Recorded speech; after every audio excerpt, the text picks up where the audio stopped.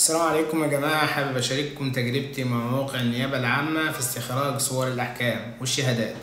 بصراحة أنا كنت سامع كلام كتير من الناس إن الموضوع معقد ومش هيبقى كويس، بس الحقيقة أنا تجربتي كانت عكس الكلام ده تماما.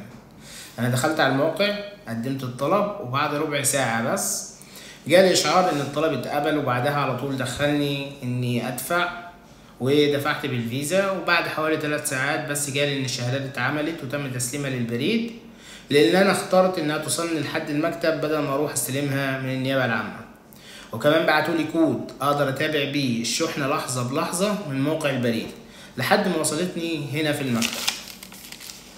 وده بقى الظرف، يعني ده بقى الظرف اللي جاني، ودخلوا شهادات اللي طالبها بكل بساطه ومن غير اي مجهود او مشاوير.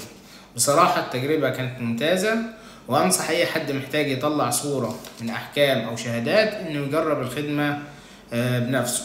موضوع سهل وبسيط وهيوفر مجهود، خاصة لو النيابة بعيدة عنك او خارج المحافظة بتاعتك والموكل بتاعك، يعني معاك موكل خارج المحافظة، هتقدر تجيب صورة رسمية من الاحكام، هتقدر تجيب شهادات من واقع الجدول، هتقدر تجيب صورة من الحكم زي ما قلنا. فالموضوع بقى ابسط، صورة من التحقيقات، كل اللي انت عايزه هتقدر تجيبه. الشحنة وصلتني تقريبا في خلال 4 ايام، يعني هي بتيجي بالشكل ده، بيبقى فيها جهة الإصدار كانت أنا نيابة المرج الجزئية، الاسم بتاع حضرتك أدهم الصادق عبد الحميد محمد، رقم الهاتف، والعنوان بتاع المكتب اللي أنت بتكتبه عشان توصلك.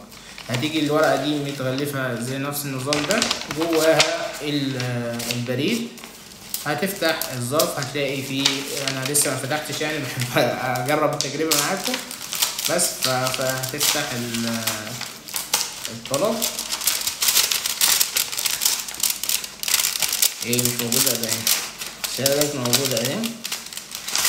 انا كنت طالب شهادتين من واقع الجدول، والشهادات جاية ومختومة بختم النسر زي ما هي موجودة، النيابة المرج الجزئية. فتجربة للأمانة جميلة جدا، وأتمنى إن الناس كلها تجربها، وإحنا بندعم الميكنة لما تكون في محلها وتكون مجزية يعني. بس فدي تجربتي وحبيت أشاركها مع أصدقائي المحامين. شكرا والسلام عليكم.